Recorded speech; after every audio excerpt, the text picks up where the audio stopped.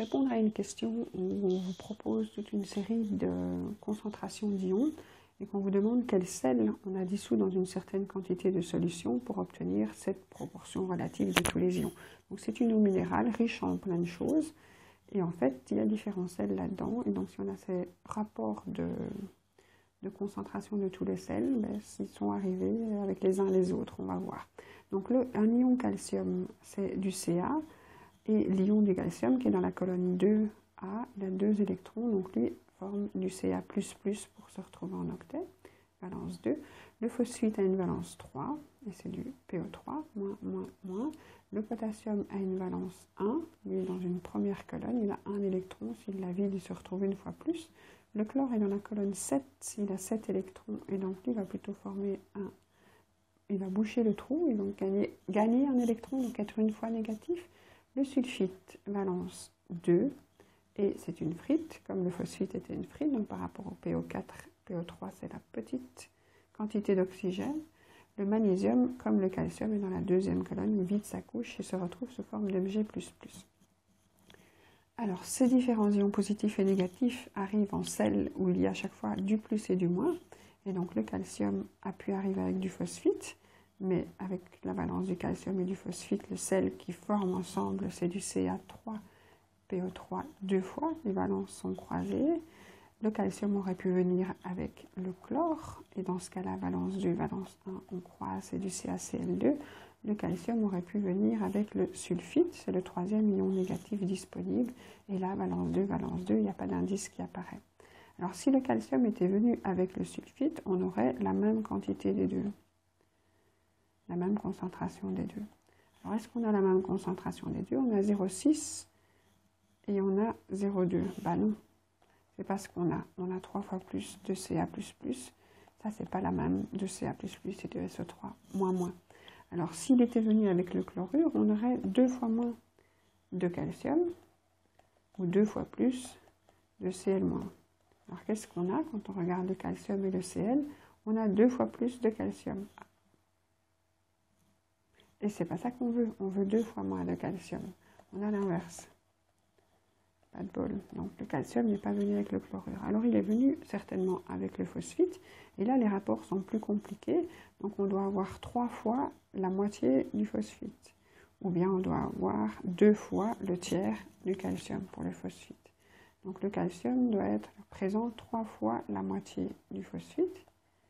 Et le phosphite doit être 2 fois le tiers. Alors regardons un peu ça.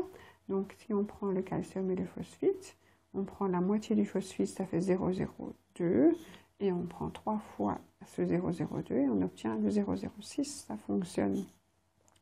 Pareil ici, si on prend le tiers de Ca++, on a 0,02, si on le prend 2 fois ce tiers, on a bien 0,04 de phosphite.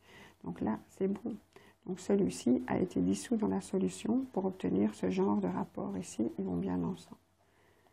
Alors, on regarde un deuxième ion positif, le potassium, il aurait pu arriver avec le phosphite, il aurait pu arriver avec le chlorure, il aurait pu arriver avec le sulfite.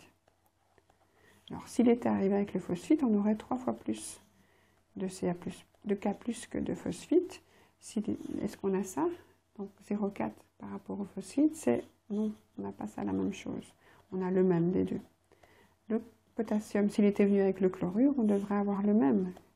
Puisqu'il y a 1 pour 1 dans le sel, eh bien non, on n'a pas le même, on en a plus de potassium, c'est pas ça qu'on a. Et si il était arrivé avec le sulfite, on aurait 2 fois plus de potassium que de sulfite. On a 0,4 pour 0,2, ça c'est bon. Et donc 2 fois moins de sulfite que de potassium, on a bien ça. Oui, ça marche. Alors le dernier, le magnésium, il aurait pu arriver avec le phosphite et faire le même rapport de valence que pour le calcium. Ils sont dans la même famille, calcium, magnésium, sont tous les deux des alcalinotéreux. Le magnésium pourrait arriver avec le chlorure et valence 2, valence 1, MgCl2 comme CaCl2. Il aurait très bien pu arriver avec le sulfite et là, valence 2, pas d'indice. Et donc, est-ce qu'on a la même quantité de magnésium et de sulfite, puisqu'il n'y a pas d'indice ici, magnésium 0,15, sulfite 0,02, donc non, on n'a pas la même chose. Est-ce qu'on a le double de chlorure, 2 fois plus, ou 2 fois moins, la moitié de magnésium, 2 fois moins. Regardons, on a 0,015 de magnésium et 0,03 de chlorure. Oui, on a bien 2 fois plus de chlorure que de magnésium, donc là c'est bon. Donc voici les 3 formules de sel qui permettent d'obtenir ce genre de composition minérale. Alors maintenant la deuxième question, quelle masse de chaque sel va-t-on dissoudre pour former 200 ml de solution? Alors, on va commencer par MgCl2. MgCl2 pour obtenir 0,15 de magnésium et 0,3 de chlorure. Donc on connaît les concentrations de sel. Et donc on a 0,03, 0,015. Et notre question c'est quelle est la concentration en sel? On voudrait bien savoir pour le sel. Alors on voit que le magnésium arrive avec un coefficient de 1. Donc il arrive, je mets plus, et il est arrivé avec un coefficient de 1. Et donc 0 plus 1 fois 0,15 m'a donné 0,15. Et 0 plus 2 fois le coefficient du chlore. Et ici, le même multiplicateur doit être toujours le même. Et on revérifie que les proportions des deux ions correspondent. Et donc mon sel ici, il a disparu avec la même proportion que les ions sont apparus. Il a disparu. Et on en avait 0,15 molarité, molaire. Donc ici, j'ai fait des problèmes stoichiométriques avec des concentrations. C'est un peu dangereux, mais les concentrations, c'est le nombre de moles divisé par le volume. On aurait très bien pu transformer en moles et puis retransformer en concentration. Ça aurait été fastidieux. Donc on peut faire des problèmes stoichiométriques avec des concentrations. Attention, s'il y a un seul volume. Ici, on a juste de l'eau avec des sels dedans, donc on n'a pas ni mélangé, ni additionné des volumes. Donc quand on a la molarité en sel et qu'on vous demande la masse, il y a 2 étapes pour arriver au nombre de moles et puis à la masse. De la concentration au nombre de moles, on utilise le volume de la solution. On vous parle de 200 ml, 0,2 litres, et on multiplie. Et donc si on a 0,015 molaire et 200 ml 0,015 molaire, on en fait 0,003 moles. La masse molaire du MgCl2, le sel complet, c'est 95 grammes par mole, donc 24 pour le magnésium, 2 fois 35,5, on obtient 95, et donc la masse, quand on multiplie les moles par la masse molaire pour obtenir les grammes, c'est 0,285 grammes. Donc la masse du premier sel, 0,285.